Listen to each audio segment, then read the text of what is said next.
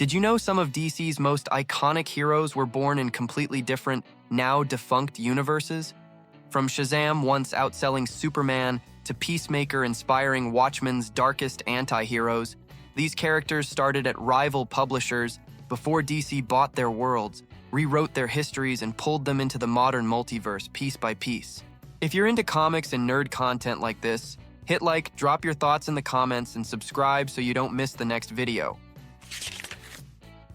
Shazam started out at Fawcett Comics as Captain Marvel, the kid hero who could rival Superman in raw popularity back in the golden age of comics.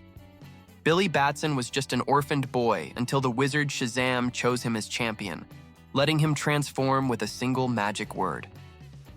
That name is actually an acronym, blending legendary figures from the wisdom of Solomon to the speed of Mercury and the truly fierce courage of Achilles.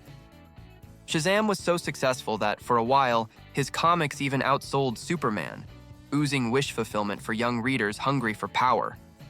That success triggered a long legal battle, and Fawcett eventually abandoned superheroes rather than keep fighting painful copyright lawsuits. Years later, DC licensed and then bought the character, rebranding him as Shazam because Marvel Comics had claimed the Captain Marvel name and trademark. Plastic Man began life at Quality Comics, debuting in Police Comics as criminal safecracker Eel O'Brien before one disastrous heist changed everything. Shot by a guard and doused in strange chemicals, he staggered to a mountain monastery where a monk sheltered him and turned away the police. While recovering, Eel discovered his entire body had become elastic, letting him stretch, flatten, and twist into any shape he could imagine. Shocked that his old gang abandoned him to die, Eel decided to ditch crime and reinvent himself as Plastic Man, using his rubbery new form to infiltrate crooks and take them down from the inside. DC later bought the Quality catalog when the company folded, transforming Plastic Man into a Justice League powerhouse and comic relief icon whose body can survive absurd damage and even centuries broken apart and still snap back into action. Uncle Sam stepped out of propaganda posters and into national comics as a full-on superhero, created by Will Eisner for Quality Comics back in 1940. In the stories, he is literally the spirit of America, the ghost of a Revolutionary War soldier reborn whenever the nation is in danger.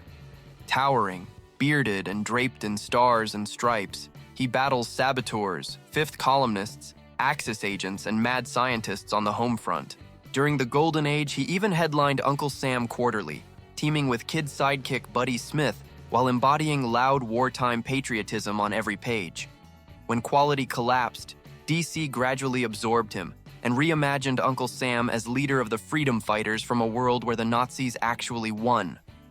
Modern stories push the idea further, showing a mystical, sometimes weary avatar of America that rises or crumbles with the country's ideals. Blackhawk first soared across the pages of military comics from Quality, leading an international squadron of World War II ace pilots through high-octane, pulpy adventures in the sky. Operating from the hidden Blackhawk Island, he and his team flew advanced fighters into impossible missions, shouting their wild battle cry, "Hawk, ah!" as they dove on enemy aces, armored convoys, freakish war machines, and other deadly Axis threats. The series became one of the era's most popular war titles, lasting long after the real conflict ended and shifting into Cold War-style espionage and exotic superheroic threats.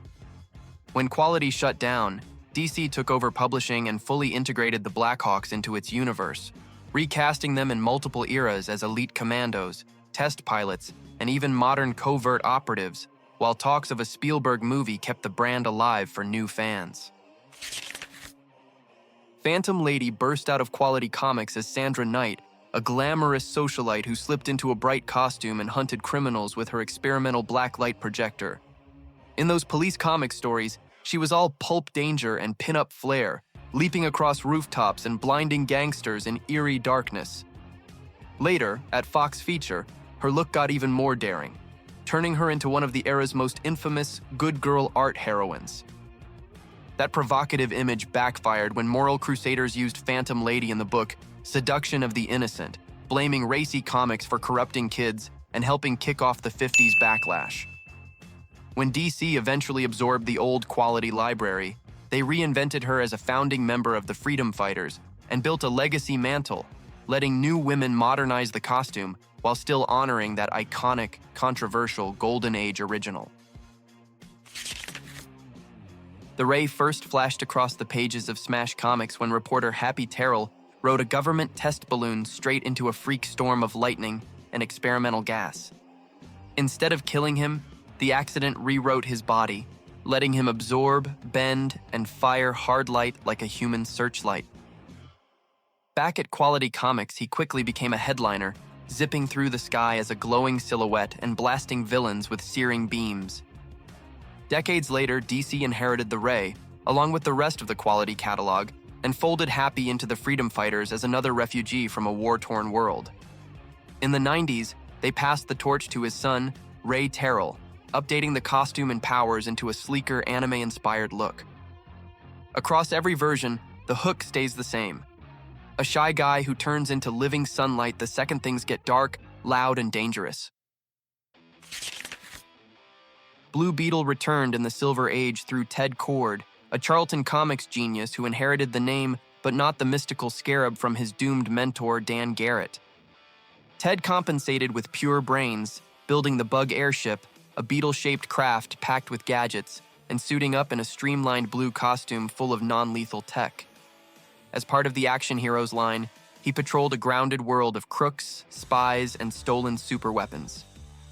When DC bought the Charlton Heroes in the 80s, they folded the question into their multiverse, and after Crisis on Infinite Earths, into the main continuity, giving him deeper noir mysteries and a connection to Hub City's political rot.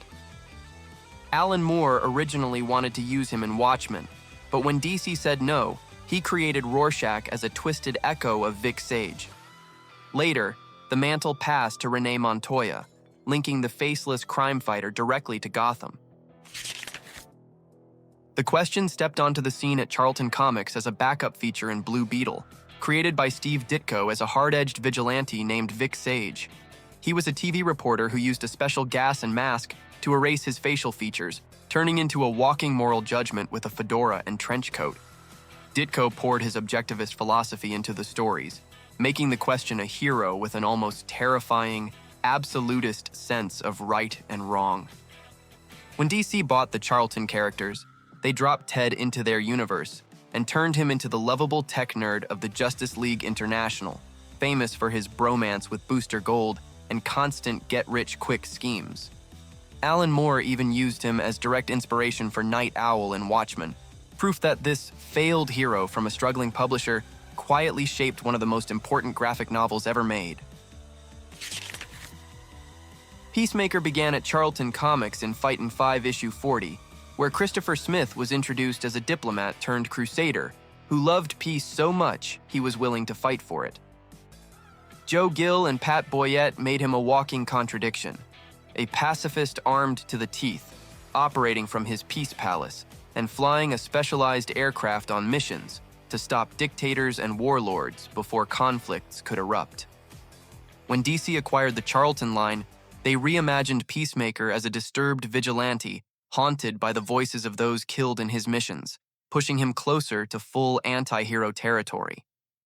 Alan Moore used him as the template for the comedian in Watchmen, and that dark legacy later fed back into DC stories and the HBO Max series, where John Cena's version doubles down on the idea of a brutal soldier whose obsession with peace destroys his own life. Captain Atom exploded into existence in Space Adventures issue 33 from Charlton Comics, created by Joe Gill and Steve Ditko as Air Force Officer Alan Atom. A botched test on an experimental rocket disintegrated him in a nuclear blast, only for his atoms to reassemble with incredible powers. Flight, energy blasts, and the ability to manipulate atomic forces while wearing a gleaming silver and red costume. After Charlton's collapse, DC bought Captain Atom and rebuilt him as Nathaniel Atom, a framed soldier used in a secret government experiment that hurled him forward in time and bonded him to alien metal. Now effectively a living bomb, he often serves as the government's answer to Superman, powerful enough to threaten the planet if he loses control. His role as inspiration for Dr. Manhattan in Watchmen shows just how far this rescued hero's influence really goes. And that's it for today's deep dive into the forgotten worlds behind DC's most iconic heroes. Thanks for watching and hanging out with us. If you enjoyed the video, leave a like, drop a comment telling us which character surprised you the most, and subscribe so you don't miss the next trip into comic book history.